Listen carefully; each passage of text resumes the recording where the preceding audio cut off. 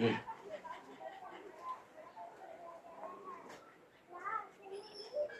नमस्ते, नमस्कार, प्रणाम, सुप्रभात, Ram Ram, Radhe Radhe.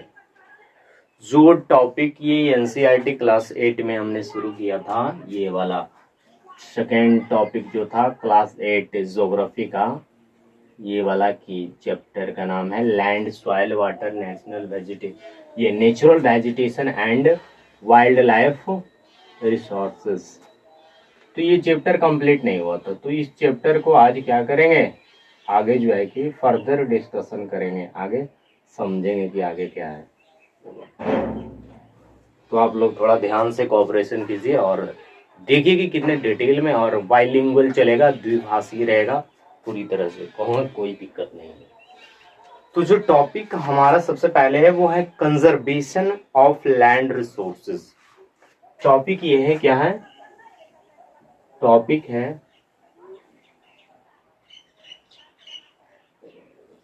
Conservation of land resources.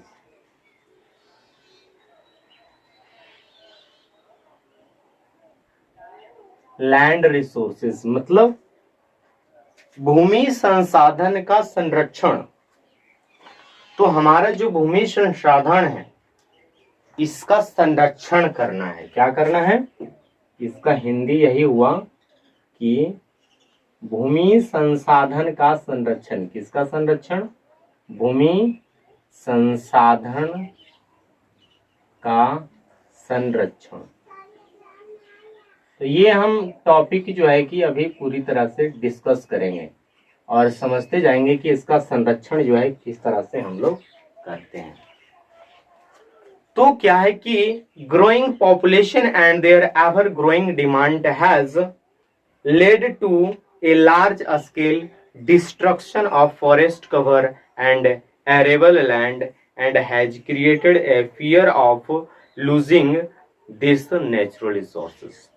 हुआ क्या है कि एक्चुअल में ये समझिए, हुआ ये कि जो ग्रोइंग पॉपुलेशन है यानी बढ़ती जनसंख्या जो है, यानी जनसंख्या क्या हो रही है, डे बाई डे बढ़ रही है, और उस बढ़ती जनसंख्या की और देयर एवर ग्रोइंग डिमांड और उसकी बढ़ती हुई मांग की, यानी क्या कर दिया है, led to the large scale destruction of forest cover, यानी वन आच्छादित क्षेत्रों के विनाश का एक क्या हो चुका है, यानी बड़े पैमाने पर वन आच्छादित क्षेत्रों के विनाश का कारण वो बन चुका है, अब कारण बन चुका है। एंड एरेबल लैंड, और ये एरेबल लैंड जो है कि यानी खेती के लायक भूमि जो है, खेती योग्य जो कृषि योग्य भूमि है वो एरेबल लैंड, ये क्या कर दिया है, created a fear of losing this natural resources. ये जो प्राकृतिक संसाधन है, ये जो वन है यानी फॉरेस्ट जो है, नेचुरल रिसोर्सेज को यानी लूज करने का, खोने का जो है कि हमारे पास क्या हो चुका है, एक डर समा गया है हमारे अंदर इस नेचुरल रिसोर्सेज के खोने का। तो therefore the present rate of degradation of land must be checked।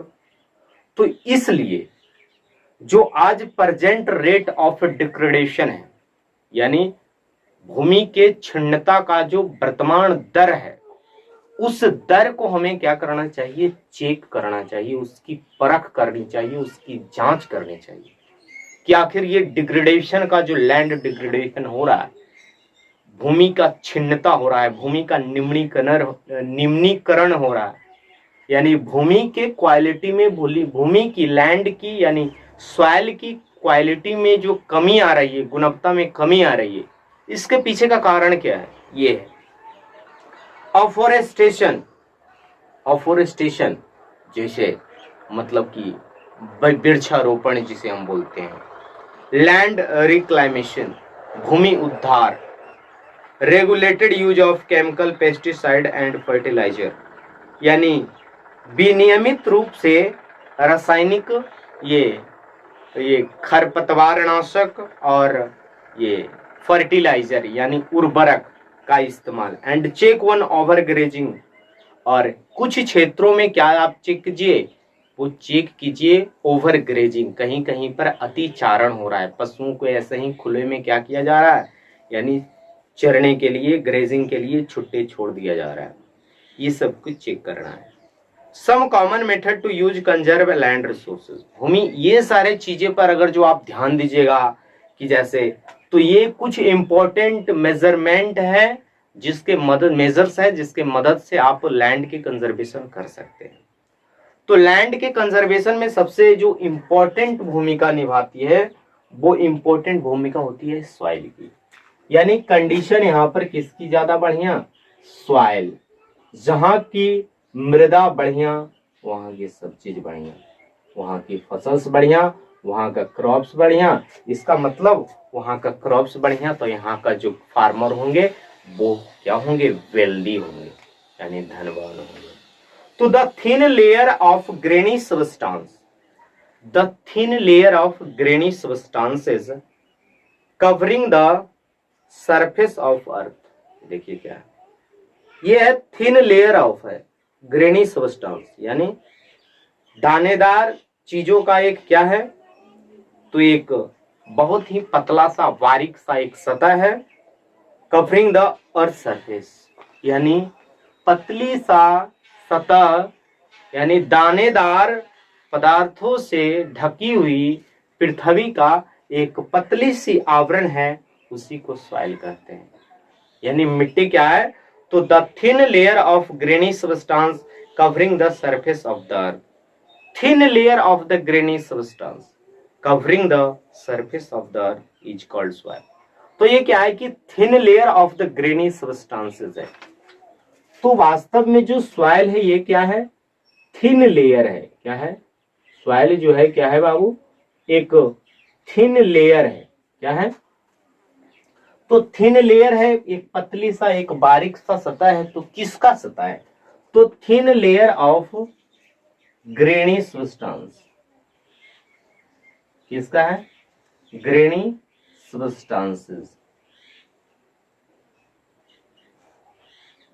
मतलब दानेदार पदार्थों का, दानेदार सबस्टांसेस का एक क्या है, एक पतला सा या बारीक सा सतह है, कवरिंग द अर्थ सरफेस, यानी जो क्या करती है, पृथ्वी के यानी सरफेस को यानी कवर करती है, कवरिंग द अर्थ सरफेस, यानी आवृत करती है, एक आवरण बनाती है, earth surface is called soil, वो मृदा है, ये क्या है, इज कॉल्ड सॉइल, इसे मिट्टी कहते हैं या मृदा कहते हैं।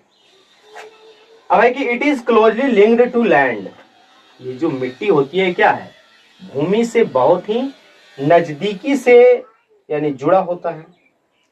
Land forms determine the type of soil, अब लैंड फॉर्म्स जो है, लैंड फॉर्म्स मतलब लैंड का जो रूप है, या फिर इसको स्थलाकृति बोलिए, तो स्थलाकृति जो है वो निर्धारित करेगी कि किस प्रकार का मिट्टी वहां पाया जाएगा।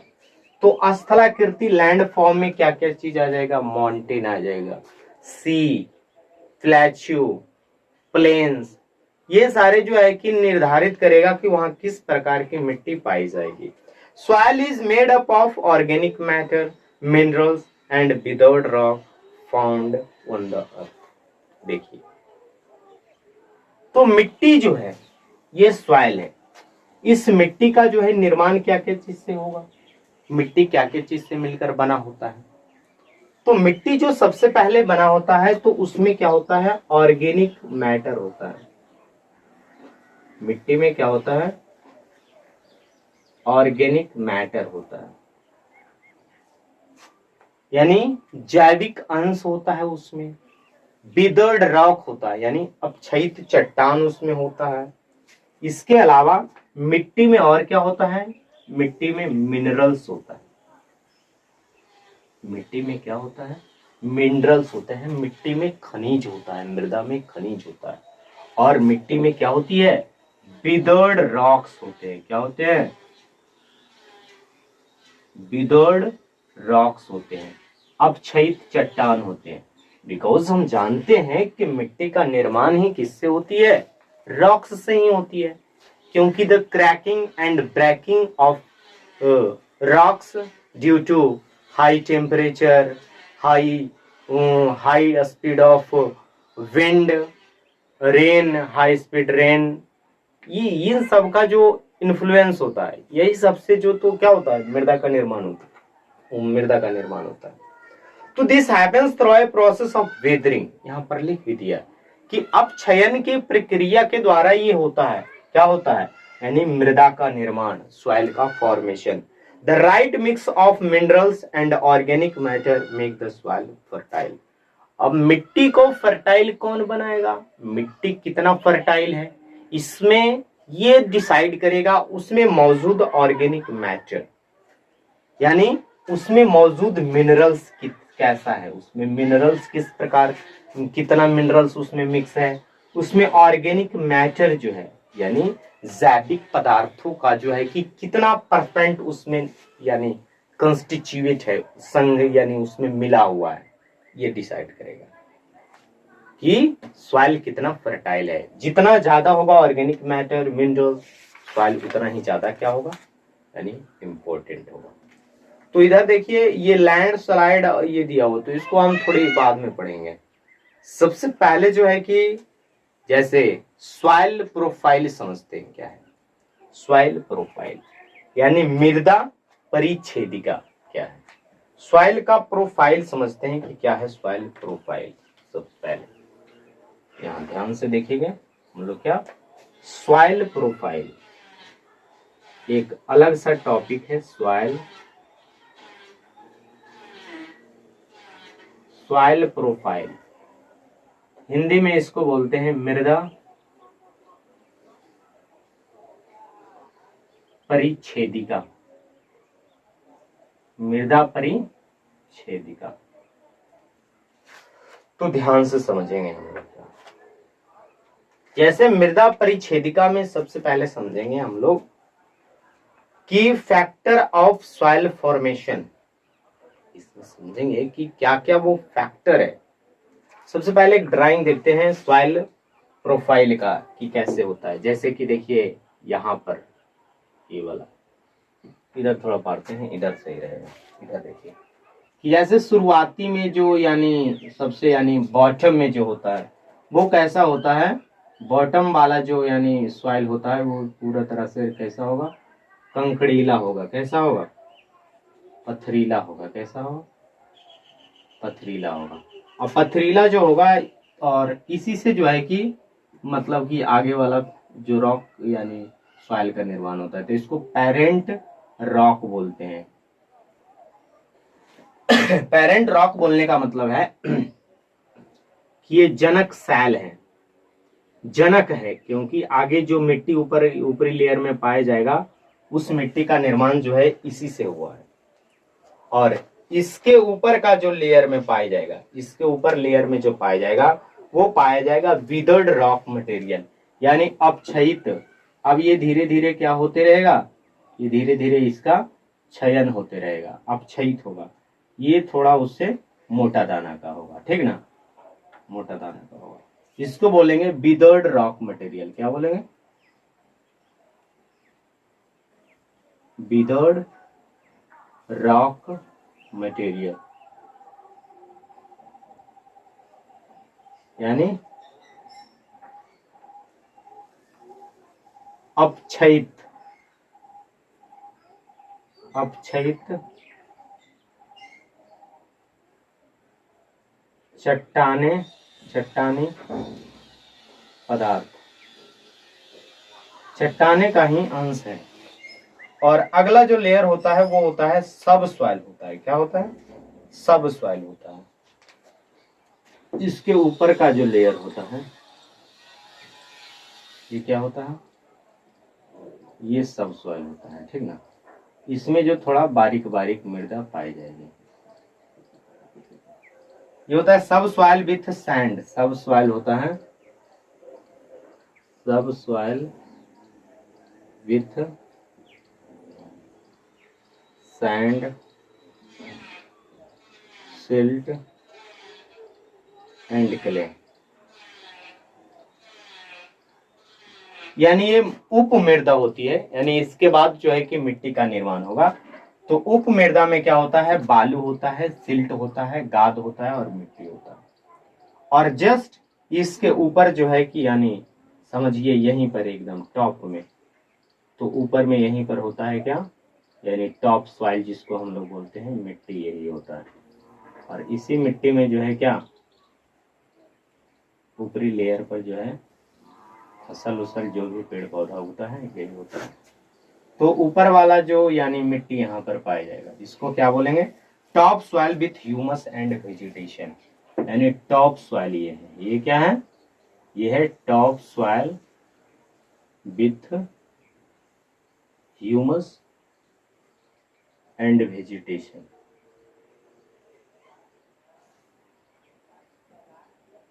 यानी सबसे ऊपरी मिट्टी है, ह्यूमस और वनस्पति के साथ ये होता है। तो एक्चुअल में जो सॉइल प्रोफाइल है, वो सॉइल प्रोफाइल ये बताता है कि मिट्टी का निर्माण कैसे हुआ है, फॉर्मेशन ऑफ रॉक बताता है कि किस किस यानी लेयर पर किस प्रकार के ये मिट्टी पाया जाता है। तो फैक्टर ऑफ सॉइल फॉर्मेशन यानी मृदा निर्माण का जो कारक है, इसको अभी हम क्या करेंगे, डिस्कशन करेंगे। तो इसको जो है कि थोड़ा क्लीन करते हैं हम लोग 2 मिनट में, जैसे देखिए यहाँ क्लीन करते हैं।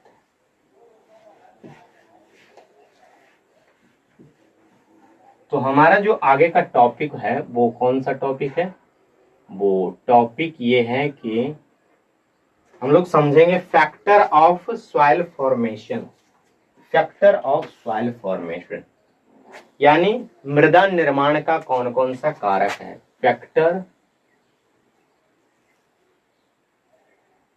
फैक्टर ऑफ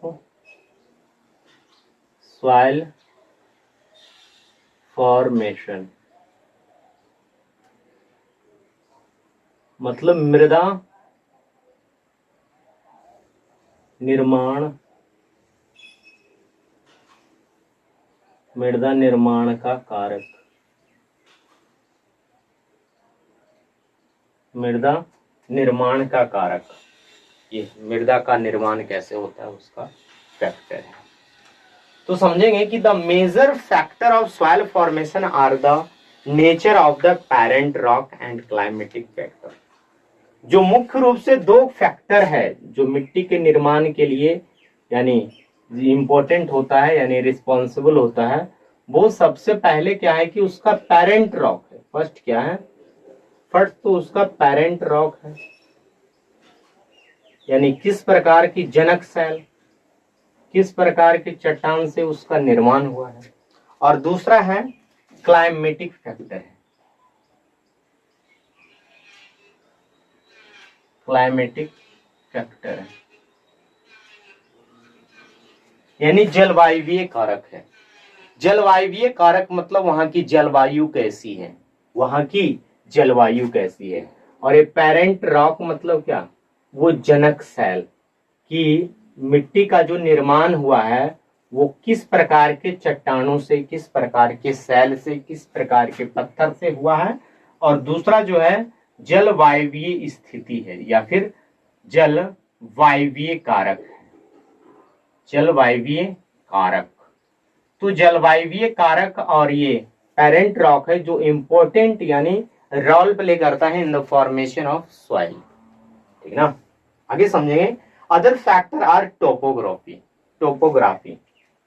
देखिए जो अन्य कारण की बात करें कि और कारण क्या है सॉइल के फॉर्मेशन का, तो तीसरा कारण आता है टोपोग्राफी आता है। क्या आता है, टोपोग्राफी आता है। टोपोग्राफी क्या है, स्थलाकृति। क्या है, स्थलाकृति मतलब वहां की स्थल जो है किस प्रकार की वहां स्थल है, तो उस प्रकार का जो है कि मिट्टी का निर्माण होगा। Role of organic material and time taken for the composition of soil formation. Organic material का रोल यानी जैविक पदार्थों का भूमिका जो है कि बहुत इंपॉर्टेंट हो जाता है सॉइल फॉर्मेशन में, सॉइल की क्वालिटी बतलाने में।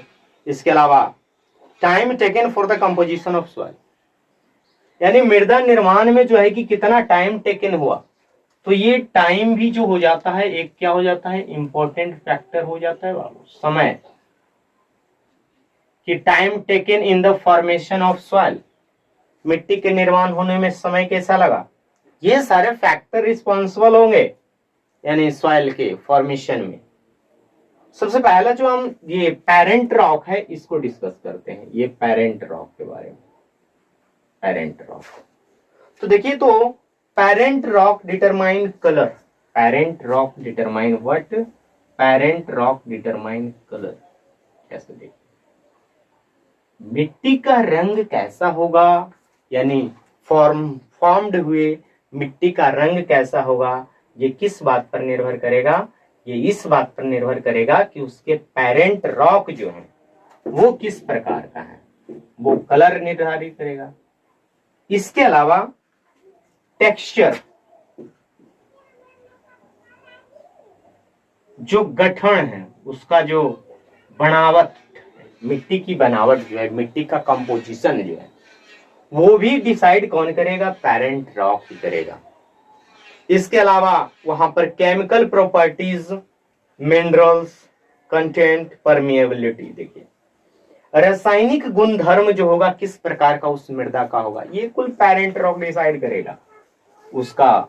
और केमिकल क्वालिटी क्या होगा, इसके अलावा कंटेंट, उसमें किस मटेरियल का कंटेंट, मात्रा कैसा होगा, ये भी जो है पेरेंट रॉक डिसाइड करेगा।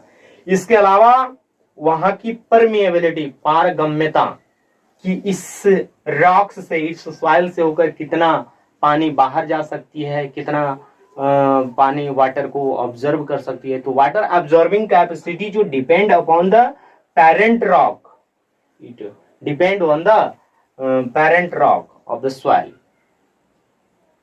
आगे जो है कि क्लाइमेट, क्लाइमेट ये है, तो क्लाइमेट थोड़ा समझते हैं कि क्लाइमेट कैसे जो है कि रिस्पॉन्सिबल होता है। तो temperature, rainfall influence the rate of weathering and humus formation. देखिए टेम्परेचर जो होगा, वर्षा जो होगा, और रेनफॉल जो होगा, तापमान और वर्षा, ये बहुत प्रभावित करता है मृदा के निर्माण में, मृदा के अपक्षयण को बहुत ही क्या करती है, मृदा के अपक्षयण की दर को यानी प्रभावित करती है। टेम्परेचर जितना राइज करेगा तो चट्टाने उतनी हॉट होकर क्या होगी, चनकेगी, टूटेगी, चट्टाने क्या होगी, टूटेगी। और रेनफॉल होगा तो मृदा में क्या आएगा, ह्यूमस का फॉर्मेशन होगा मिट्टी में, यानी पेड़ पौधे, जीवाश्म जो यानी जीवांश जो होते हैं वो मिट्टी में मिलेंगे, तो मिट्टी का क्वालिटी डेवलप करने में रेनफॉल का इंपॉर्टेंट यानी योगदान हो जाता है उसका। आगे है रिलीफ।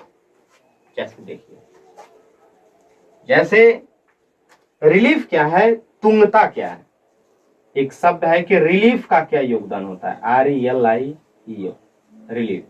जैसे देखिए तुंगता, रिलीफ को हिंदी में क्या बोलते हैं, तुंगता बोलते हैं। तो अल्टीट्यूड एंड स्लोप, देखिए तुंगता क्या है, ऊंचाई को बताते हैं। तो अल्टीट्यूड, ऊंचाई, और जो ढाल है, डिटरमाइन एक्यूमुलेशन ऑफ सॉइल, यानी मिट्टी के संचय होने का जो है, यानी ये कौन डिसाइड करेगा, रिलीफ करेगा, तुंगता करेगा। जैसे कोई क्षेत्र मानिए कि पहाड़ी इलाका है, पहाड़ी इलाका जैसे कि ये थे कि जैसे, तो यहाँ पर किस प्रकार की मिट्टी है, यहाँ पर एक्यूमुलेशन, मिट्टी का संचय कैसा होगा, नीचे में मिट्टी का संचय कैसे होगा, यहाँ मिट्टी कैसा संचय होगा, यानी कितना वहां पर जमा रहेगा मिट्टी, ये कौन निर्धारित करेगा, तो ऊंचाई करता है ना, रिलीफ करता है इस बात की डिसाइड। क्योंकि जो ऊंचे क्षेत्रों में होगा वहां मिट्टी ज्यादा यानी उपजाऊ जमा नहीं हो पाएगी, क्योंकि वो कहीं ना कहीं वास्ट आउट होकर रेन के द्वारा, वाइंड के द्वारा कहीं ना कहीं क्या होगा, नीचे चला आएगा। तो वहां पर जो है कि कंकड़ीला पत्थर पाए जाएंगे, कंकड़ीला मिट्टी पाई जाएगी। इसके अलावा है कि flora, fauna and macro organism affect the rate of humus formation. Flora क्या है, फ्लोरा माने वनस्पति जात, जितने भी पेड़ पौधे हैं वो फ्लोरा में आएंगे। और फौना क्या है, फौना है प्राणी जात, यानी जितने भी लिविंग थिंग्स, ये जितने भी ये सजीव हैं, ये सजीव नहीं, पशु जगत में जो भी है फ्लोरा में, प्राणी जगत वो आएगा। और जितने भी सूक्ष्म जीव है ये भी रेट ऑफ ये यानी ह्यूमस का फॉर्मेशन में बहुत ही इंपॉर्टेंट रहेगा। Time determine thickness of soil profile, time जो है कि डिसाइड करेगा बाबू कि मिट्टी का जो सॉइल का जो परिच्छेदिका है वो उसका मतलब कि कितनी थिकनेस है, तो ये हो जाता है मिट्टी। जैसे कि आगे हम लोग जो पढ़ेंगे वो पढ़ेंगे degradation of soil and conservation measures. इसके आगे हम जो है कि मेजर्स पढ़ने वाले। मेजर्स का मतलब उपाय। डिग्रेडेशन ऑफ सॉइल, ऐसे मृदा का निम्नीकरण हो रहा है, और संरक्षण का उपाय हम लोग आगे पढ़ेंगे। लेकिन उससे पहले इधर जो लैंडस्लाइड है उसके बारे में थोड़े समझते हैं कि लैंडस्लाइड, जैसे कि ये इधर थोड़ा दिया हुआ है तो हम पढ़ लेते हैं कि लैंडस्लाइड क्या है। जैसे तो लैंडस्लाइड क्या है कि landslide are simply defined as the mass movement of rocks, debris और अर्थ डाउन ए स्लोप। क्या है यानी भूसंखलन क्या है, भूस्खलन क्या है?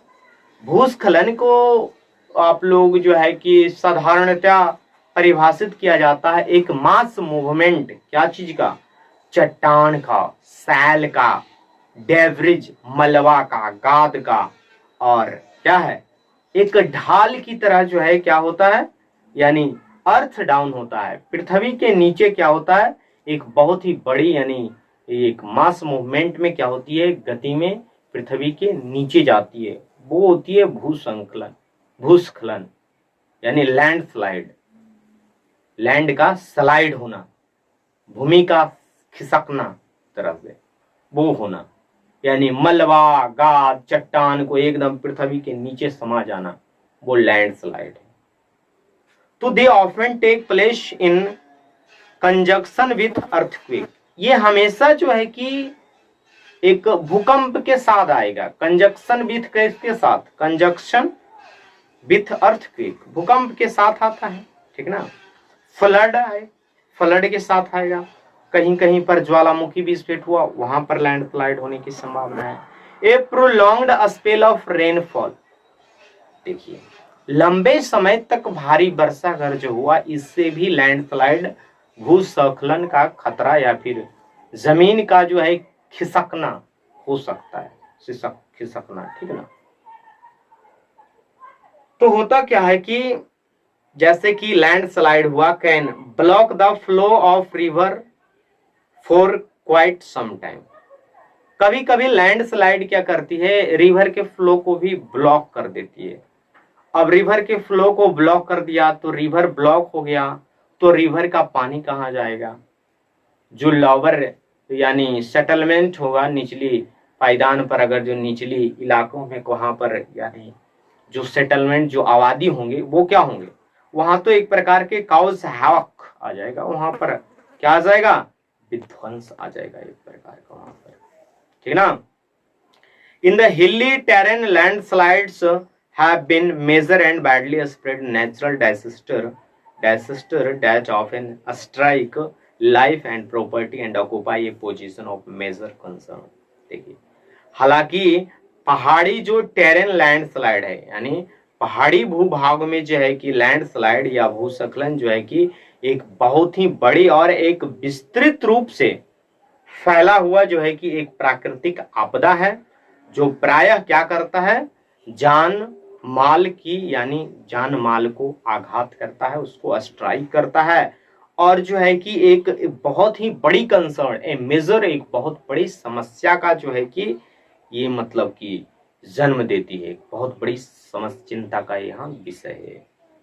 एक मैसिव लैंडस्लाइड एक केस स्टडी है कि हिट आई थी पंजी village near Reckong Peo in Kinnaur district of Himachal Pradesh, और लगभग damage 200 metre stretch of old Hindustan Tibet road, national highway 22, national highway 22 को लगभग 200 मीटर के तक विस्तार तक उसको एकदम तहस नहस कर दिया था।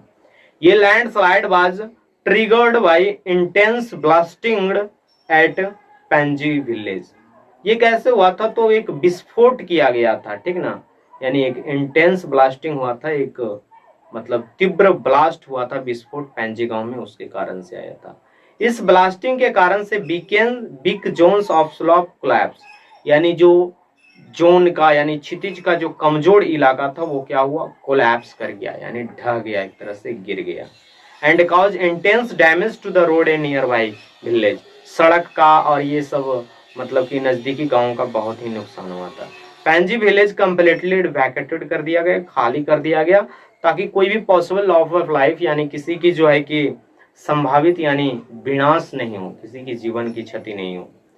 मिटिगेशन मैकेनिज्म क्या है, मिटिगेशन मैकेनिज्म क्या है, जैसे देखिए तो मिटिगेशन जो मैकेनिज्म होता है कि जैसे न्यूनीकरण की क्रियाविधि क्या है, न्यूनीकरण कैसे कर सकते हैं, इससे बचा कैसे सकते हैं, इससे सुरक्षा कैसे पा सकते हैं, इससे सतर्क रहना है।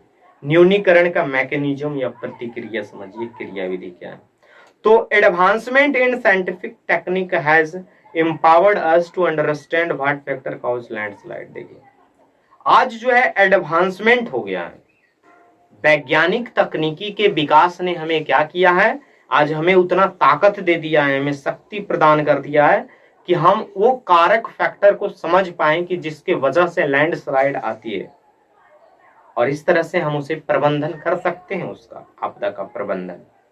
सम board mitigation technique of landslide are follows. देखिए ये जो बहुत ही ब्रॉड मिटिगेशन टेक्निक है, कुछ तरीके हैं यानी न्यूनीकरण का, भूसंखलन न्यूनीकरण का, आपदा यानी भूसंखलन को प्रबंधन करने का एक बहुत सा तरीका दिया गया है, जैसे कि hazard mapping to locate area prone to landslide, यानी एक विशाल मैप का आप क्या कीजिए, इस्तेमाल कीजिए, ताकि उस क्षेत्र यानी भूस्खलन ग्रस्त क्षेत्रों की जो है कि पहचान किया जा सके, और वैसे इलाकों में जो है कि सेटलमेंट जो है कि नहीं बनाना चाहिए, वहां पर बस्ती उस्ती जो भी है वहां नहीं बनाना चाहिए।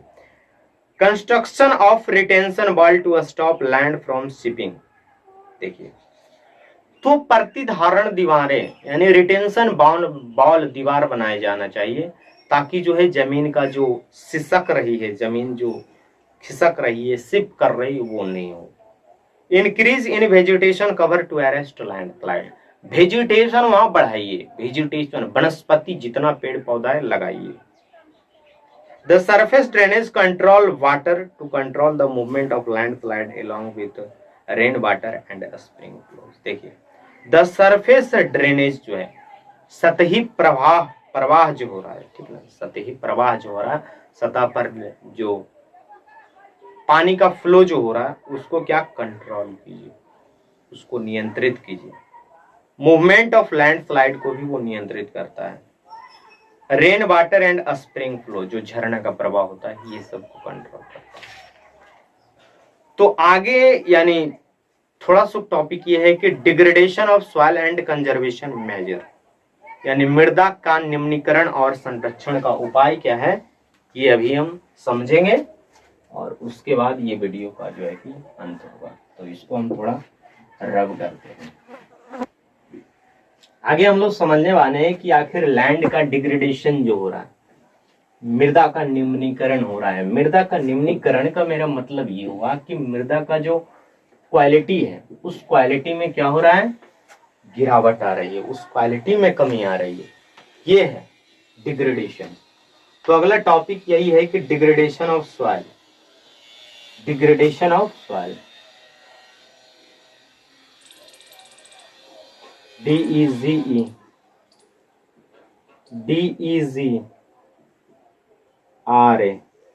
DEGRADATION, degradation of soil. Degradation of soil का मतलब हुआ क्या, मृदा का निम्नीकरण है, मृदा का निम्नीकरण। सबसे पहले समझते हैं कि मृदा का निम्नीकरण जो है, निम्नीकरण कैसे होता है, ये पॉइंट सबसे पहले क्लियर करेंगे। मृदा का निम्नीकरण आखिर होता है तो ये कैसे होता है, देखिए।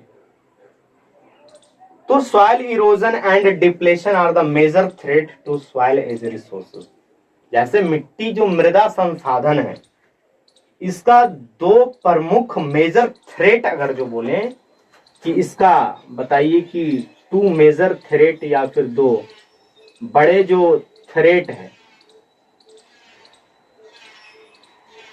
दो बड़े खतरे हैं, वो क्या है? सबसे पहला है सॉइल इरोजन। क्या है? सॉइल इरोजन, मृदा अपरदन। और दूसरा क्या है? डिप्लेशन है।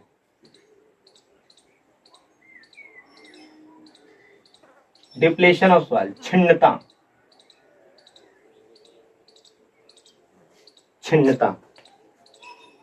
तो है कि both human and natural factors can lead to degradation of soil. मिट्टी के निम्नीकरण के लिए सिर्फ नेचर ही जिम्मेदार नहीं है, इसके लिए ह्यूमैनिटी जिम्मेदार है। दोनों फैक्टर इंपॉर्टेंट है, दोनों जो है रिस्पॉन्सिबल है। Both factor are responsible for the degradation of land और degradation of soil. Factor which led to soil degradation, जैसे कि मृदा का जो निम्नीकरण हो रहा है, इसका कौन कौन कारक है? सबसे पहला है मानवीय कारक जो है कि डिफोरेस्टेशन है, वनोन्मूलन। वन को ही हम उन्मूलन कर रहे हैं, उसको ही हटा रहे हैं। ओवर ग्रेजिंग, अतिचारण। Overuse of chemical fertilizer and pesticide, कीटनाशक और उर्वरक का हम अति उपयोग कर रहे हैं, ये है। रेन बास है, वर्षा दोहन, वर्षा के द्वारा जो है कि बास करके जो जाता है। लैंड स्लाइड एंड फ्लड है, भूस्खलन है और बाढ़ है। Some method of soil conservation are listed below. अब देखिए, अब हम लोग जो समझेंगे वो मेथड समझेंगे, या फिर मेथड क्या है, मेथड आखिर क्या तरीका है। Method for the conservation of soil, method for the conservation of soil, method for the conservation of soil, method for the conservation of soil, यानी मृदा संरक्षण का तरीका है। मृदा संरक्षण कैसे किया जाता है, ये सब चीजें जो है कि समझना है एक एक करके।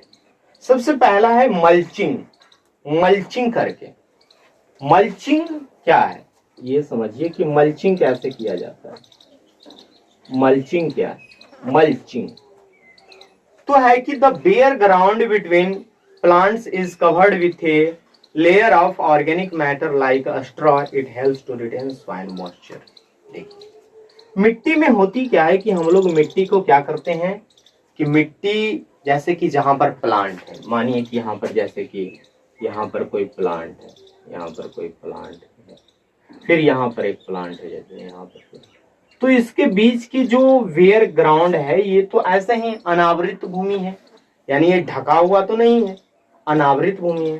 तो हमको करना क्या है कि इस अनावृत भूमि को जैसे अस्ट्रा हो गया, यानी पुआल उवाल या फिर इससे क्या कर देना है, इसको यानी ढक देना है। इस मिट्टी को क्या करना है, पुआल उवाल से ढक देना है, ताकि ये मॉइस्चर जो है, इसकी नमी जो है कि एकदम लगातार बनी रहे। और सॉइल की मॉइस्चर बनी रहेगी तो सॉइल में जो है क्या है, यानी इस तरह से उस जो है कि अपनी कैपेसिटी या फिर उसकी क्वालिटी रिटेन रहेगी, प्राप्त रहेगी।